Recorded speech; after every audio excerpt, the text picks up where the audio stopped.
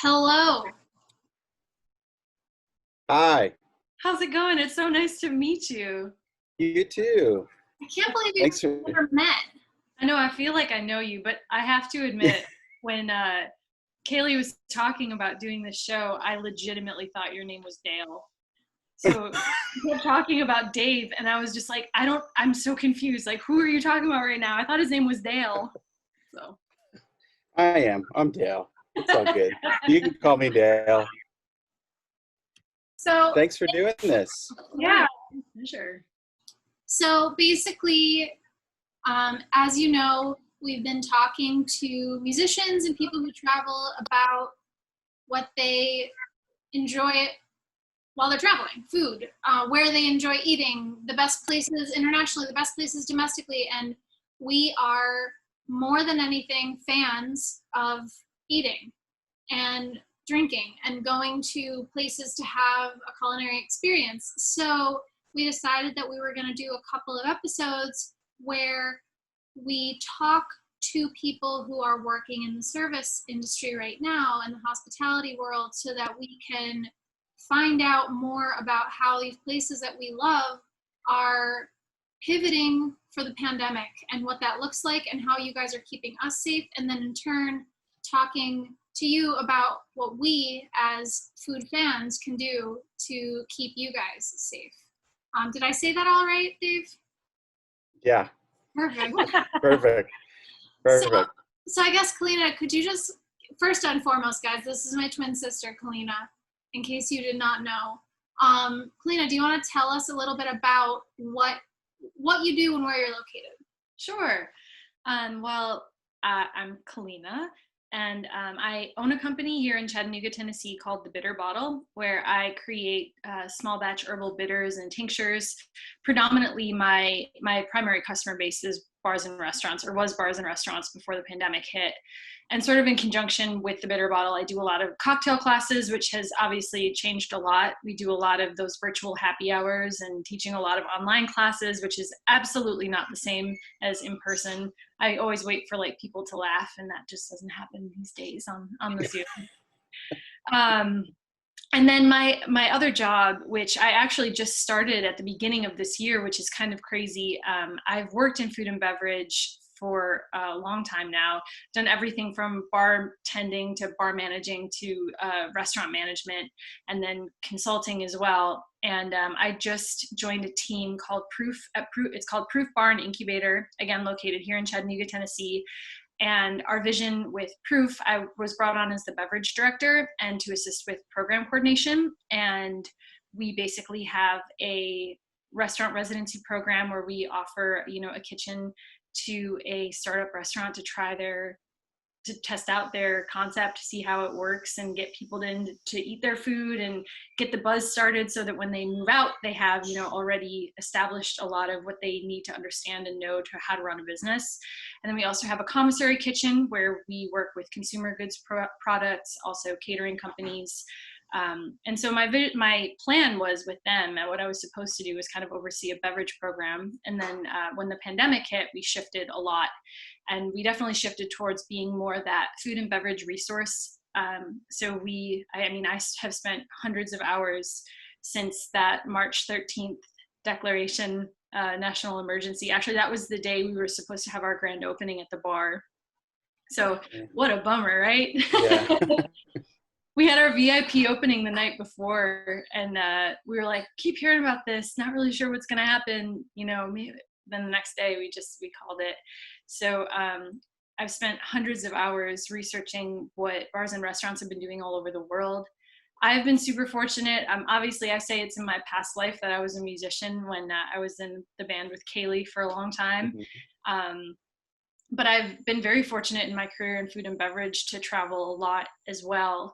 And so a lot of the contacts that I have and the friends that I've made along my journey in this industry, I was able to talk to people in, Shanghai and, Austin, Texas, and see, like what's happening in your cities, what's happening, how is the government handling what's happening, what are your rules and regulations, and kind of, we realized, I think pretty quickly that in order for food and beverage and bars and restaurants to kind of figure out how they were going to proceed in a meaningful, intentional, thoughtful way, that kind of all of the service industry people had to come together and understand like what was important to them, instead of necessarily paying attention to what everybody's telling us, like, you can open now, go ahead, come to my restaurant. It kind of gave a bigger voice, I think, to the service industry and the hospitality industry, which was, it's a lot, because it's nothing that we've had to think about before. Our industry is a crazy, crazy, incredible industry, but there's a lot that we don't think about when we think about food and beverage.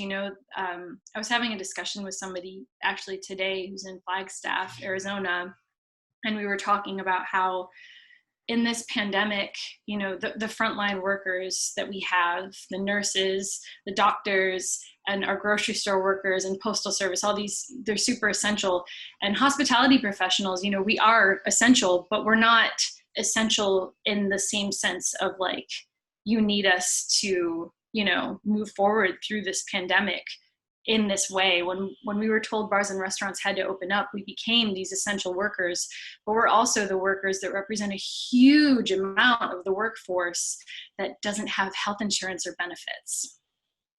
So it just kind of opened up, I think, a lot about what we have to do in our industry to figure out how we can kind of mitigate a lot of these things from happening. I mean, obviously, and hopefully we won't see another pandemic of this scale, for quite some time.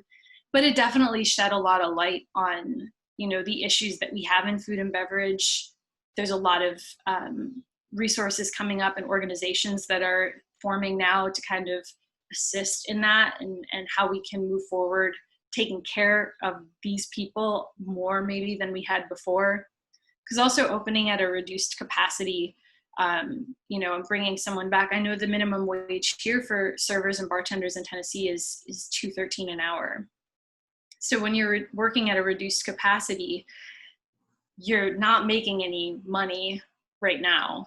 So you're faced with a lot more imminent risk and danger of serving people all the time, coming in contact with people, making less money than you're accustomed to making for sure. And then also, maybe not having those benefits that are going to be able to take care of you if something happens to you. Sorry, I just talked for a very long time about that. No, that was perfect. Great. Yeah, you're such a wealth of information on this. On our last episode, we had a chef who owned a restaurant in Laguna in California, and he mentioned, the same thing. And from working, both Dave and I have also worked in the service and hospitality industry quite a bit. And so, we are also painfully aware that when you go to work at a restaurant, if you don't feel well and you stay home, you don't get paid, and you also don't have any sort of health insurance that's tied to that. And it's not the fault of the employer. It's unfortunately just the way that the industry has been built. And I don't think that a lot of people realize that. For sure. And I think too, one of the big problems that we see specifically here in Chattanooga, and I'm sure that there are other places in the country too, is that we've been disproportionately affected. So the majority of the cases in Chattanooga, Tennessee are affecting our Hispanic community. And so we do have a lot of, workers in food and beverage that are Hispanic. And we've seen a lot of, I guess, what I'm hoping is, what I think we're all hoping truly, is miscommunication in allowing them to understand that if you do test positive, if you are sick, it is legally required that you're paid leave. Because what we see is, there's a lot of multi-generational households, and we see a lot more cases and a lot more risk coming up. And we've seen a lot of restaurants in our county. I think, was it 2 weeks ago, we had 70 restaurants with employees that tested positive, which, coming from I'm kind of like a tertiary city, Chattanooga is not a huge city by any means, but when you see those numbers coming out, there's no way to not feel like it reached our circle. And when it reaches the service industry circle, I think is when more people should be more concerned about this. Totally. Yeah, definitely. But yeah, I think, to what your chef was saying too, what the chef was talking about too, there are so many issues in our industry that kind of, you're sick, we'll come to work. And that's definitely a bad thing for, Hi, Les. he says hi. It's definitely a bad thing for this industry too, because I think the other things that we're seeing, which are scary, is people who are asymptomatic or have minor symptoms feeling like, well, it's just my allergies, it's fine. How seriously should we be taking this? And if we are taking this seriously, it just puts, bars and restaurants at this kind of like lose-lose situation, which is, I think, the most heartbreaking part of all of this. A lot of the programs that have come into place to try to help and save restaurants, it's tough because I think surface level people would look at bars and restaurants and just think like, well, surely they've got a savings that, can help float a couple of months.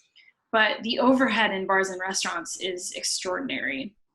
The amount of rent or the mortgage that you have to pay on your building, the utilities, the payroll, like there's so much more involved, and taxes on inventory, depending on where you live, like there's so much more involved in that closing down a restaurant for an extended period of time, if they had a savings at all, it's, they're in serious danger. And I think that that's why we've seen, so many historic, monumental, and innovative bars and restaurants start to close their doors for good. It's not because they weren't good business people. It's because they couldn't fit in this new model. And I think that's the other thing that we're starting to recognize and realize, is that there are models of this that are surviving this better than others. And it's the small mom and pop, the places that we really love to go, like the ones that you seek out when you travel places, like those are the places that are really in danger. Right. And we were talking about Greg, it's that the restaurant industry is not exactly a lucrative one to begin with. And that's just unfortunately the way that we have all been trained as consumers to think that there's a specific price point we shouldn't pay more than $12 for a burger, or we shouldn't have to pay more than like craft cocktails now. $12 to $14 for a drink?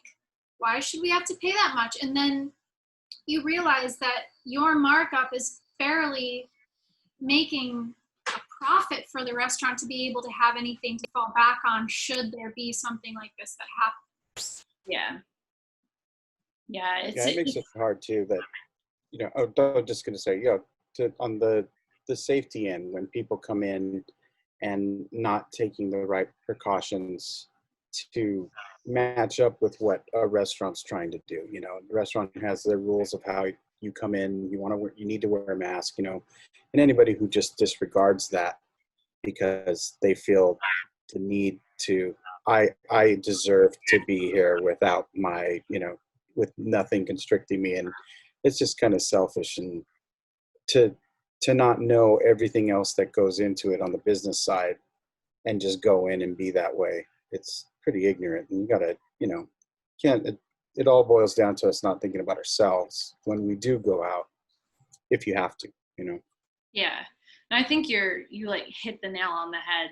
And I think it's true, the unfortunate thing is I think it's true for so many industries. Like, I mean, I know it's true for your industry as well, like the articles that I've seen coming up. I know, Kaylee, that you posted one, where there was a remark from our government saying, just find another trade, just find something else to do. And, it's so easy for us when we don't understand something to look at it and be like, well, I mean, it's easy, just turn it around. And I really think too, like, in bars and restaurants, when the government said you can reopen now, it just threw everybody to the wolves. We could get into like the real nitty gritty of like all of the, the government funds that went out disproportionately to small businesses, the fact that they were told that they had to spend, like their PPP, one of their, funding within like 8 to 12 weeks, that had to get spent on payroll, which meant that they had to bring people back to work, but they're bringing people back to work to not serve anybody. So they're not making any money. And then when half of their funding starts to run out, they decide to extend it to 24 weeks and change the percentage of what you can spend on payroll versus what you can spend on overhead. So people are overspending on payroll and underpaying on overhead and falling into more debt. it's just been this crazy domino of all these things that people just, you don't understand. And it's okay. You can't expect everybody to understand, like how a musician is supposed to deal with this, or how food and beverage is supposed to deal with this. I think the biggest thing that's just like kind of this epic bummer of it all is just we have this overwhelming lack of compassion for how other people are handling these things. Because I think that, like, exactly what you're saying. I want to keep calling you Dale, but I'm not. It's Dave. It's exactly what you're saying, Dale. Like walking in and not wanting to wear a mask and just being like, I'm fine. I don't see why I have to do this. But that, is just, if everybody had that attitude. Mm-hmm. Well, and it's something that we like, for the information that we have regarding masks, what we know is that wearing a mask is more beneficial to those around you, presumably, than it even is for you to wear it. So we expect servers and bartenders to wear the masks around people who are eating without their masks on. Mm-hmm. I mean, at that point, one could argue, what's the point? You're basically in an industry where you don't have health insurance and you don't have paid sick days. I also feel as though, and Kaleena, I don't know if from a bar manager perspective and someone who deals with lots of employees, do you find also that not only is it a restaurant decision to kind of choose what's right for you and your employees, but is it also like an employee to an employee situation where you can only kind of have people working there that feel comfortable? I mean, I think that's a great question. And I know we've seen that come up a lot too. And honestly, I think that the bottom line, like, it really boils down to, you hope that employers are being compassionate to their employees. I know, for the company that I work for, and for a lot of the companies that I have worked for or with, they have that level of compassion because this is, like, their livelihood. And reaching out to somebody and saying, like, do you feel safe coming back to work? I think is, that's the kind of job that you want. Those are the people that you want to work for.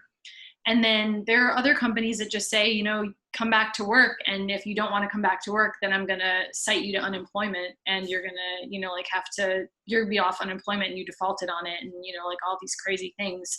And that's, like the ugly side of it. I think what I hope and what I have seen is, like a lot of the smaller businesses that they have, like, their service staff are their family.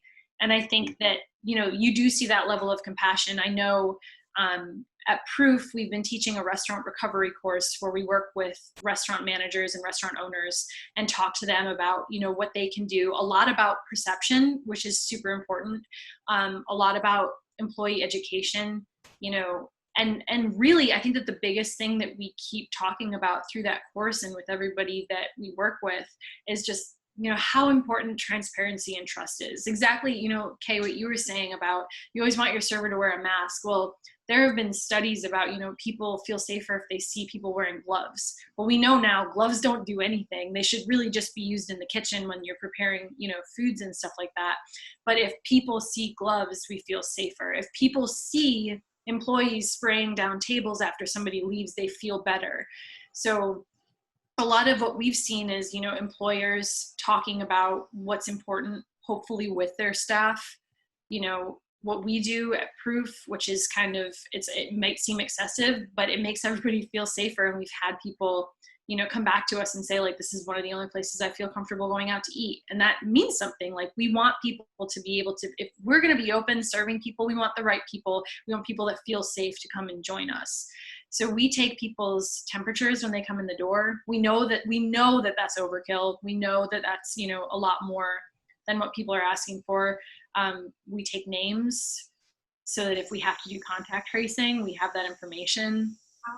We have limited capacity. Right now we're, still working on indoor dining is kind of a place where we still feel a little bit uncomfortable.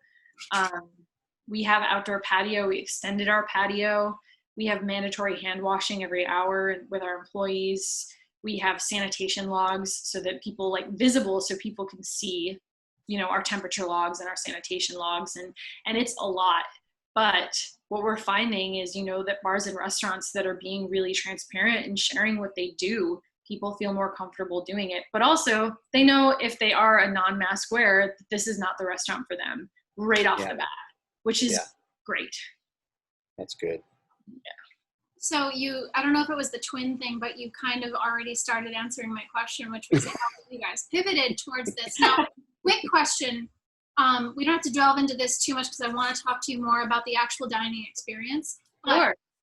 All of those precautions that you guys are taking, are you kind of spearheading this sort of attack on all of these safe measures that you're taking, or are you kind of working with other restaurants and making sure that those are kind of the peak of guidelines for your area? Well, I honestly, I think it would be a bit much to take the credit for doing all of that. But what we've been doing is, like when this first started, I was able to reach out to, one of my connections who works overseas and he's in Shanghai. And we just said, like, you guys are ahead of this now. You're farther ahead of it than we are. What's happening? And he was incredible. He sent a video and said, like, this is what we're doing. Obviously, like, the government there is a bit different. But, they have QR codes on their phone. They would measure their temperature every day. And if they didn't, exhibit any symptoms, then they had like a green code and they could get in places. And, that's a bit like, we can't do that here. It's a bit much. But then, talk to the masks, they're definitely not going to. I know. And then, like, so just talking with them and then talking to people, like in Texas. And the other thing that's the craziest part of all of this is every state is different and every state has different rules. So, here in Chattanooga, we were having a really difficult time finding, like, how can we do this? So we just said, okay, like, if we can't really find this right now, like, well, this is all the research that we found. We've read a lot of articles. We've listened to a lot of things. We've talked to a lot of people. This is what seems to be working and we feel safe doing it. So maybe if we share this with other people, if we could get everybody on board with this, then like our whole city, at least the service sector, isn't going to feel like we're contributing to being more of the problem. Because the other thing is, you don't want, it's such a great fear of a second shutdown. The first shutdown was bad enough. I'm not sure many small businesses could afford a second shutdown. Yeah. Where is it at right now in your county, in your state, as far as like what are they allowing to do? Because I know here in California, as far as service industry goes, they've changed it to just outdoor and takeout again. So is it the same there, or is it different? No, and honestly, it's horrible. Like, I have no shame in saying it either. So the first few months that everyone was in quarantine and we were all home, we had hardly any cases at all. And by the time that we lifted the quarantine, I think it was right around like June 1st, is when we started to have cases. And that's when they told bars and restaurants to open. And they had this sort of thing in Tennessee where it was just like, here's a phased reopening, but nobody's holding anybody accountable or checking on these phases. The data certainly wasn't pointing us in a direction that, like, we've cleared phase 1, we should move on to phase 2, and nobody did anything about it. So we literally, I think it was right around June 1st, because we didn't open proof until June 19th. We opened on Juneteenth. But immediately it was, operate at 50% capacity. That was it. Yeah. So you could have indoor dining, you could have outdoor dining. You didn't have to wear masks. And then all of that was based on, they put all of it on to small businesses to decide, which is why we kind of had to, we were hoping that more people would get on board, so that it was just kind of, this is a given. This is how, we dine out here in Chattanooga now. It's crazy for me to even think about that. That was just a month ago that we were but a lot of places wouldn't do that. And a lot of places just didn't pay attention. Yeah. And, I think that now we're up to, they haven't brought it back down, and we're surging in cases. We have more cases than we've ever had right now. And we have more people going out. We are increasing our capacity for bars and restaurants. We do have a mask mandate, thankfully, which is great. But, again, we have indoor, outdoor dining. We have nobody that's monitoring that. Yeah. It's just the same thing kind of happened here. in Orange County when they kind of opened up a little bit again. It just, everybody went nuts. Yep. And especially the city. I'm in Huntington Beach, and it was like, oh my God. Luckily I'm a little further north, so. You just like drive by and you're just like insane. No, never going. Like, oh yeah, I would take a drive every once in a while just to go see the water, just to kind of ease the tension. You're in Southern California. Yeah, but it go like, oh yeah, I feel a little high strung today. I'm gonna go drive, go look at the water, and then come home feeling worse. Yeah, I bet. Because of seeing, it's like a normal day out there, and I'm like, what's going on? I know, it's crazy. And I'm on the extreme spectrum of it. So, I mean, we're seriously like, we don't, I went to one drugstore, and everything else has been online, like either Instacart or curbside pickup. I've yet to go inside a grocery store or anything. So, I mean, I'm way on the extreme end of it. I think that's good. I mean, I've honestly felt guilty doing things like that used to feel normal.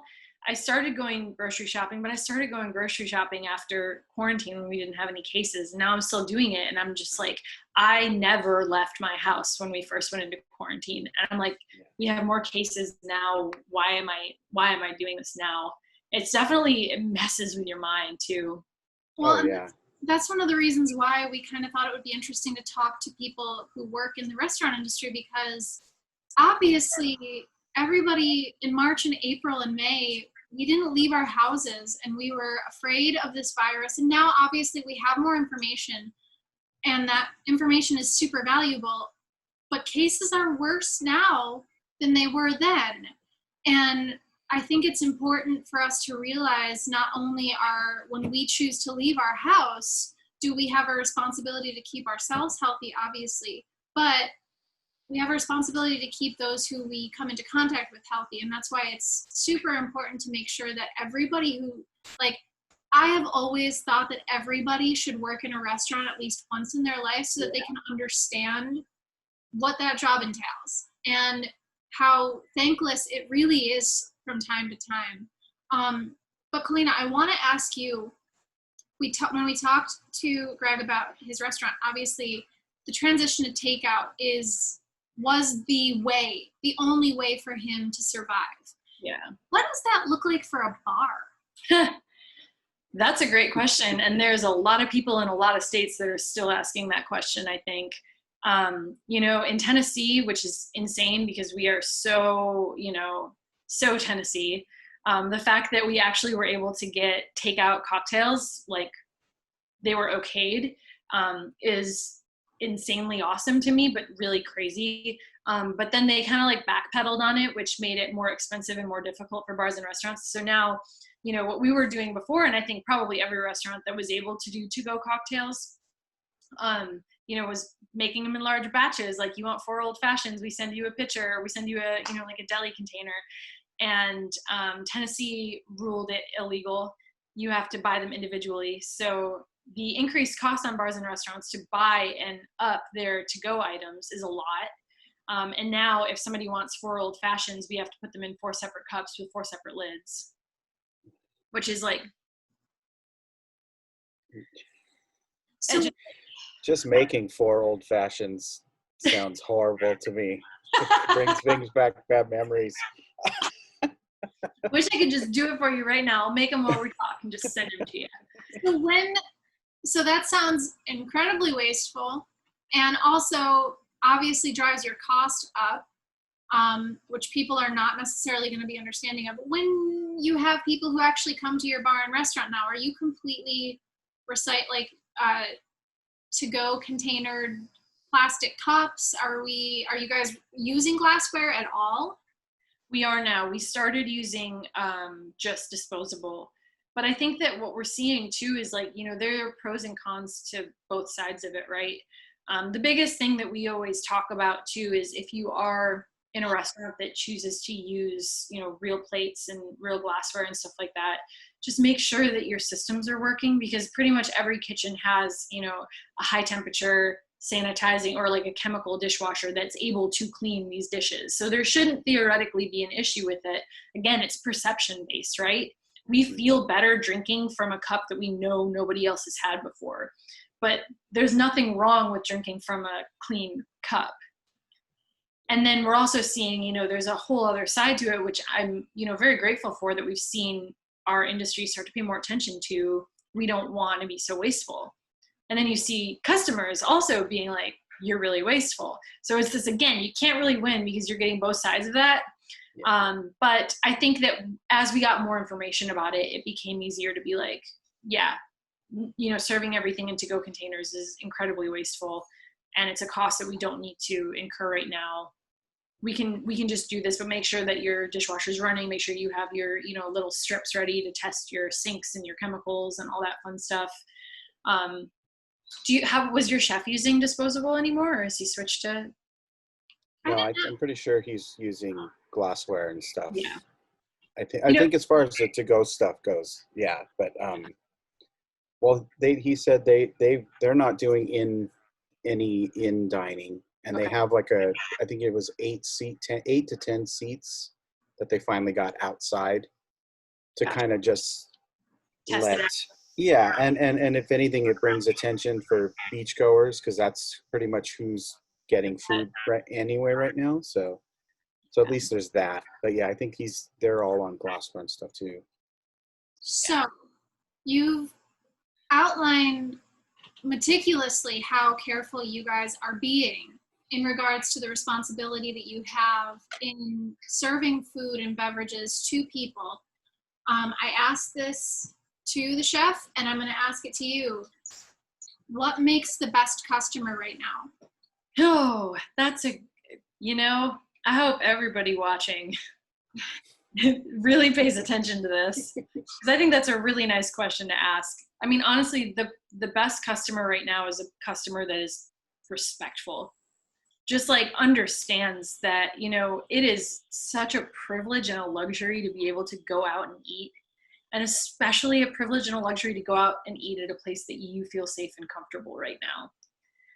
Recognizing that these people are putting themselves in uncomfortable situations, even if they feel comfortable going back to work. You know, the work environments now, I think I'd like to think that they're getting better because people are understanding, you know, I think that how people are extending their circles a little bit. So like you have a work family, and you trust that work family is only seeing your work family and like their significant others at home or their roommates, but you're being really conscious about it.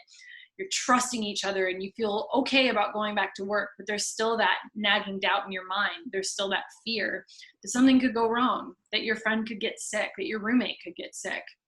Or that a customer could be disrespectful and put the whole thing in jeopardy. Yeah. And so I think that, you know, when a customer comes in, pay attention to their rules and regulations. If you don't like it, that's okay. You don't have to go there. Go somewhere else.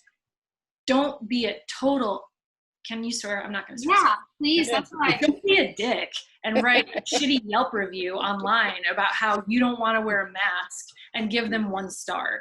Give us the sass, Kaleena. Yes. That is too much. I don't like it.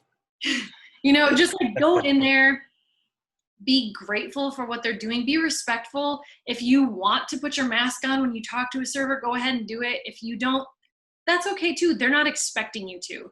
But what they are expecting you to do is just, you know, they're not the people making these rules either. They didn't, you know, nobody wants this to be happening. But they want to go back to work. And I think we all want to go back to work. We all want life to go back to some semblance of normalcy. But truly what I hope is that we don't go back to, you know, I feel like everybody's saying this, but I mean it. Like, I hope we don't go back to the way things were before.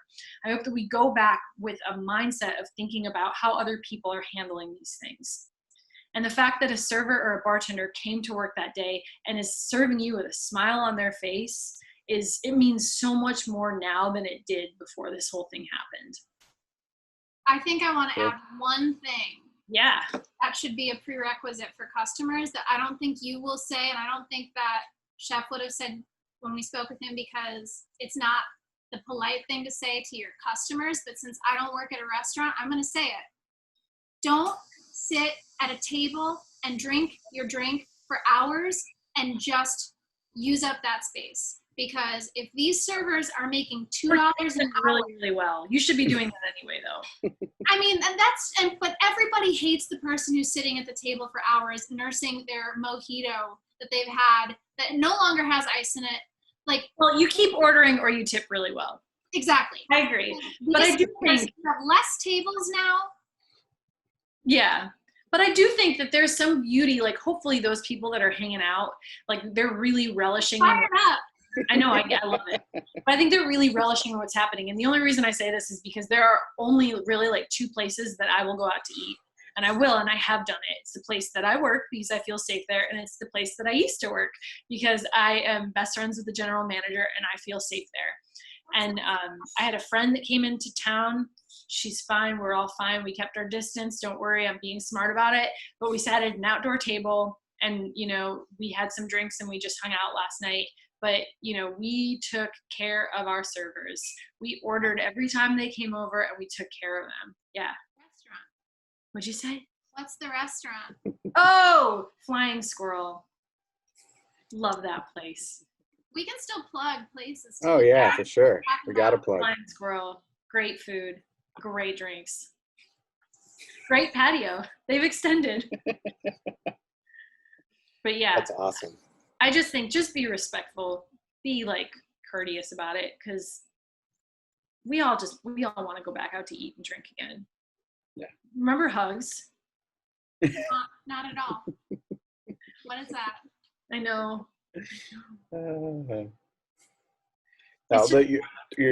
Your answers were very, very similar too. Yeah. Just to put it together. Yeah.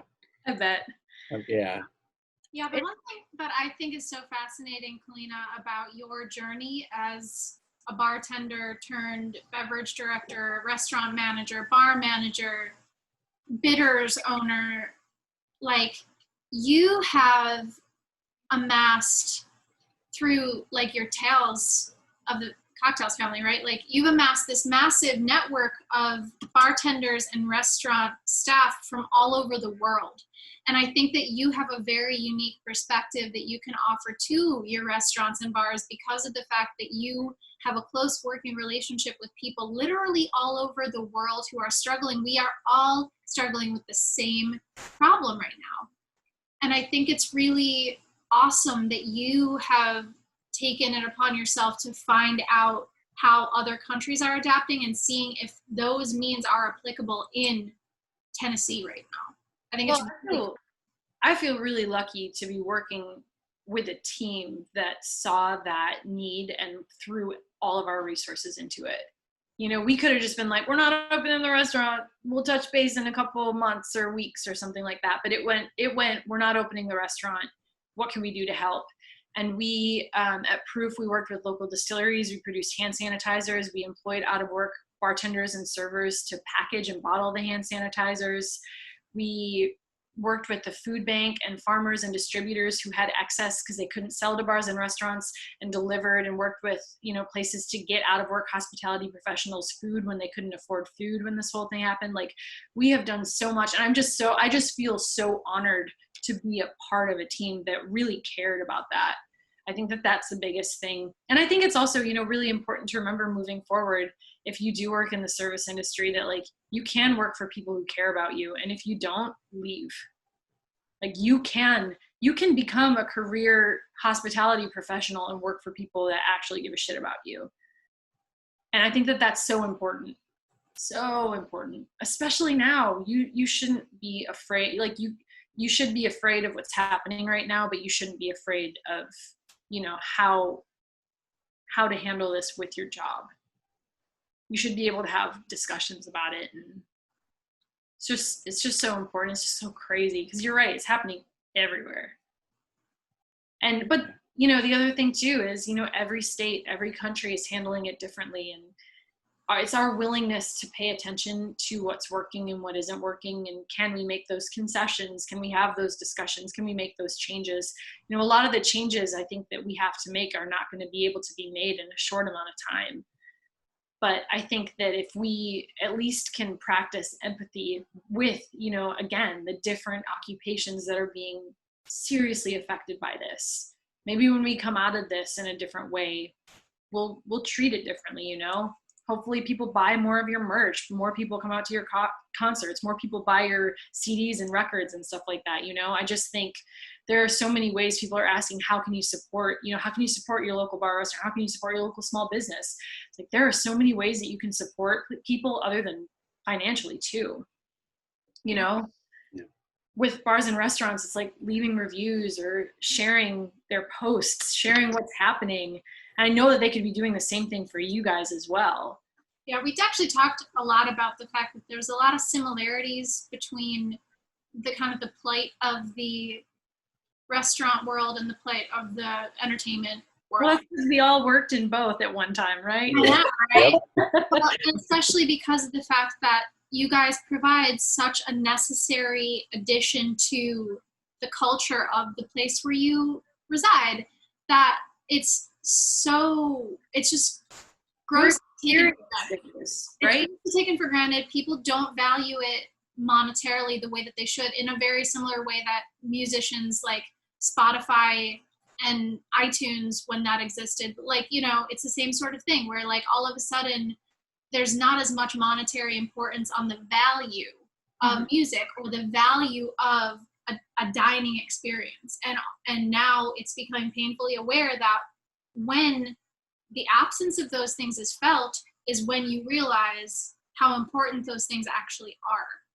Well, because we're all of us we create experiences for people. And that's so important, worth so much, like what you're saying, it's worth so much more.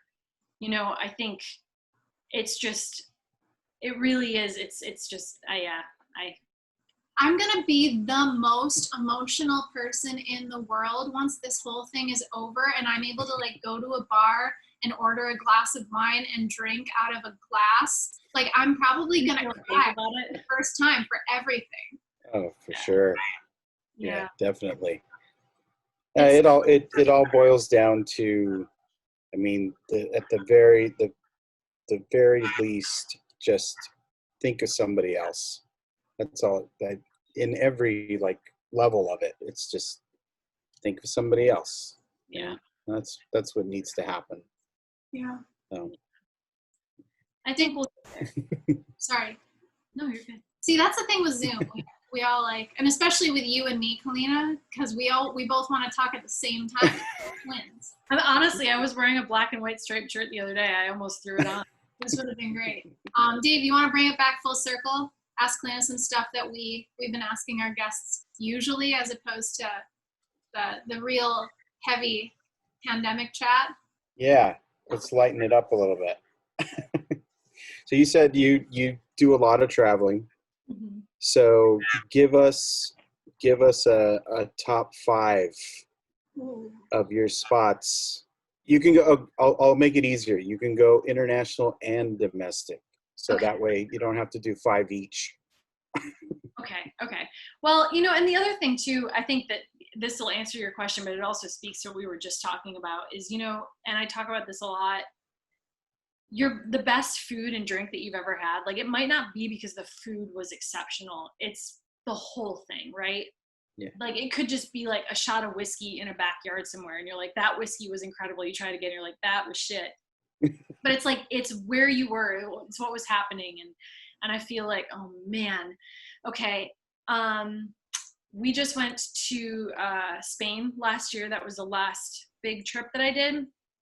And a friend recommended this place called La Copa de Azul. It was in the Gothic quarter of Barcelona, and it was absolutely incredible.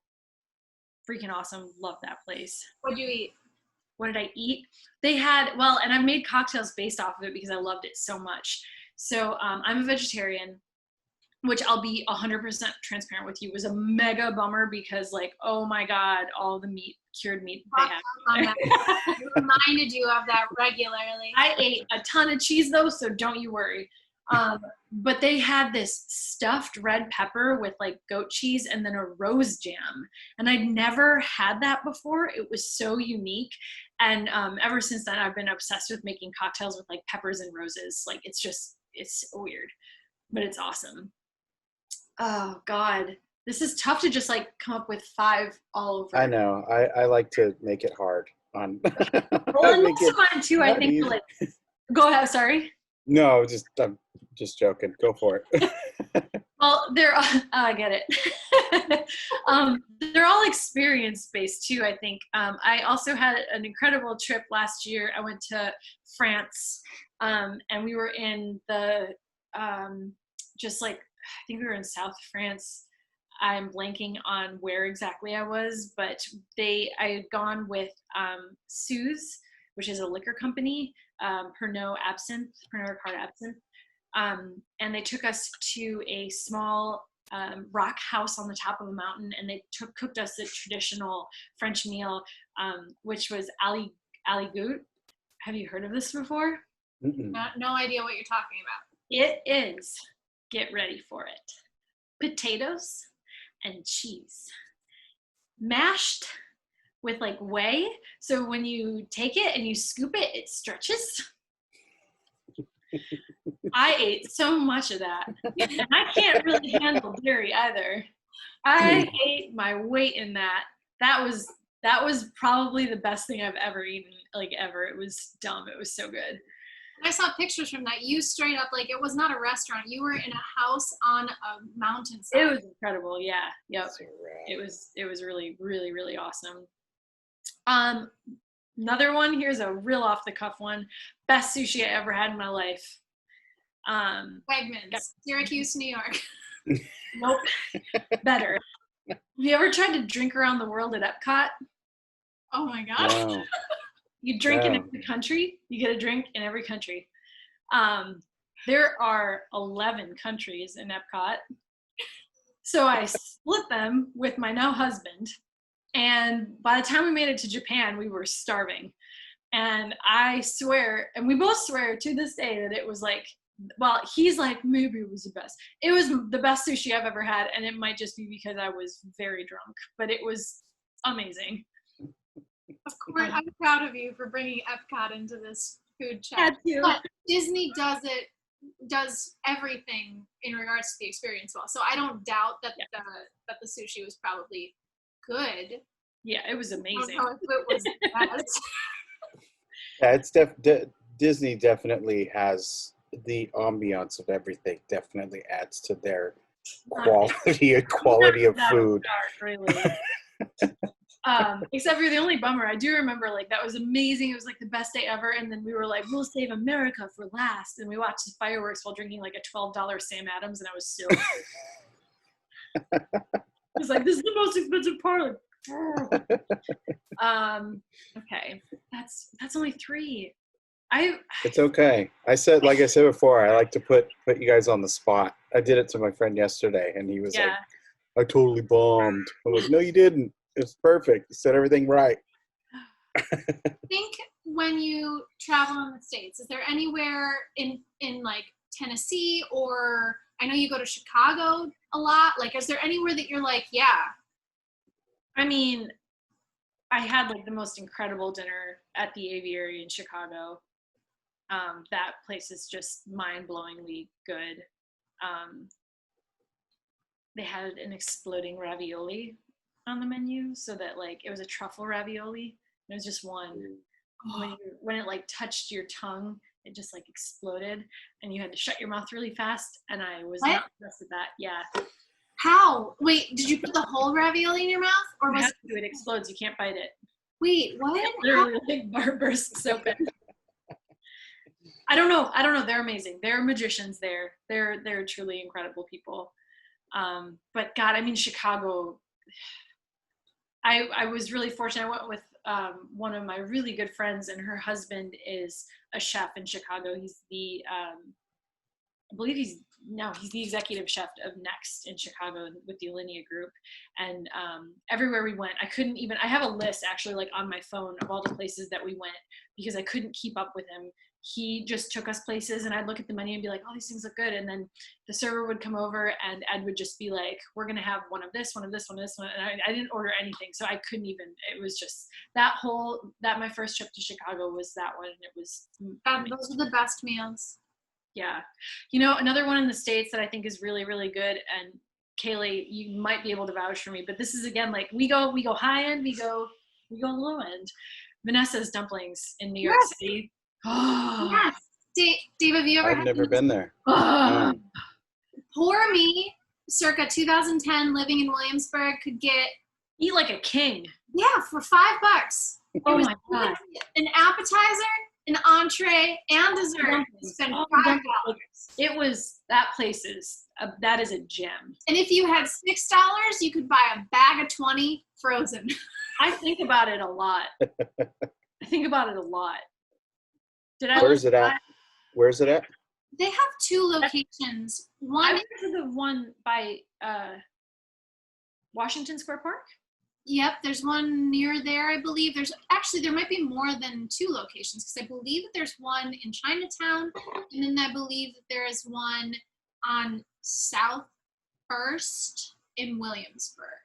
Yeah, I've been missing the cross streets for sure. I've been missing dumplings. Yeah, missing dumplings and missing New York City a lot lately. There's been 2 things I've been sad about. Yeah, I had so many trips planned this year.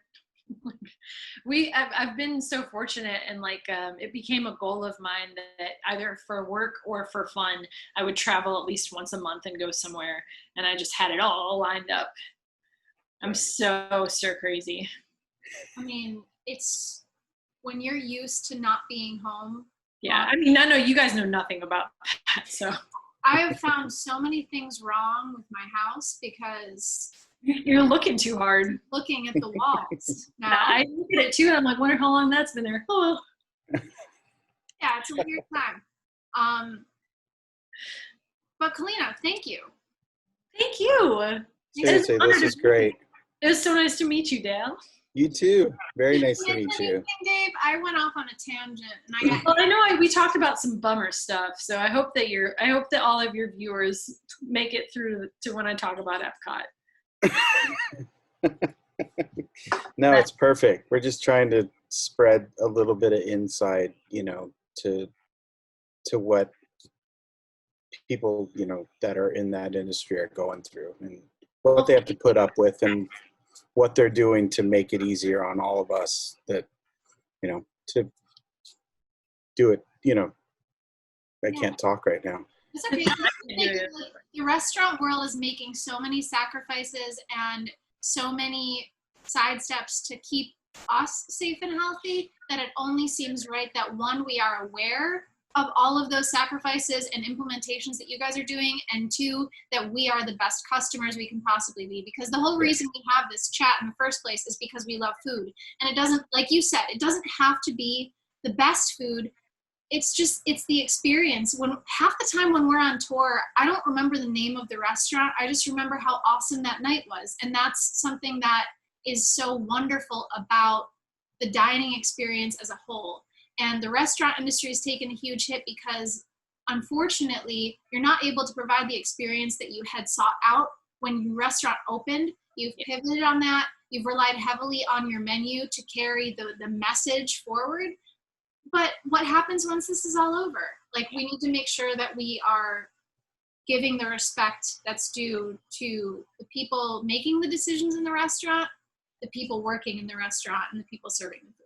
Well, and I think too, to that point, continue to support their innovations, because I think that we're at a beautiful point now where you're going to see a lot of innovations coming, whether it be like prepackaged family meals that you can take from a restaurant and freeze and cook, or, just try to continue to find ways to support them. And ordering takeout and delivery is a great way to do that. Takeout and delivery is here to stay. It's not going anywhere for a very long time. One of my new favorite restaurants in Philly is a spot called Miss Rachel's Pantry. I post about it on my Instagram story. Makes me so hungry. Now, because of the fact that they were make a reservation weeks or months ahead of time, I was never able to plan ahead, so I never actually ate at the restaurant before. This is the first opportunity that I've had to try her food. And that's been really cool and eye-opening too. And I think that a lot of people might be able to seek out restaurants that they have not ordered from before and discover a lot of new stuff in the process. Yeah. And keep in mind when you order takeout and delivery that, it is takeout and delivery. It's not, you know, a plate that's been served to you piping hot right in front of you. If you ever have any issues, because I know that that's a big thing that a lot of bars and restaurants are trying to like feel out. If you ever have something that you're just like, it's kind of a bummer, reach out to them and let them know in a nice way. You know, like, we want to support you. I just want to let you know that like the ramen didn't travel well, you know, something like that, just so that they know, because I think that that's also really important, you know, feedback, but constructive and like kind, compassionate feedback means so much, because we are trying everything. That's a good point. Thanks, Lean. Hey, my pleasure. That's great. Wow. That was awesome. Great. Thank you for using your platform to talk about food and beverage. I think you both are fantastic human beings, and I'm just very appreciative of it. Thank you for being a part of this and doing this and enlightening us on some stuff. For sure. My pleasure. All right, Lean, I'll FaceTime you shortly because I want you to see this dog we're I following. need to see the dog. Yeah. Did she pee yet? She did, and she pooped outside, and then she stepped in it immediately afterwards. Sounds like you've got a keeper. But it was both of those things happened outside, and that's all we could hope for. This is true. Perfect. This is true. Cool. Thank you again, Kaleena. Of course. Thanks again. Thank you so much. Good to meet you. You take care. Bye.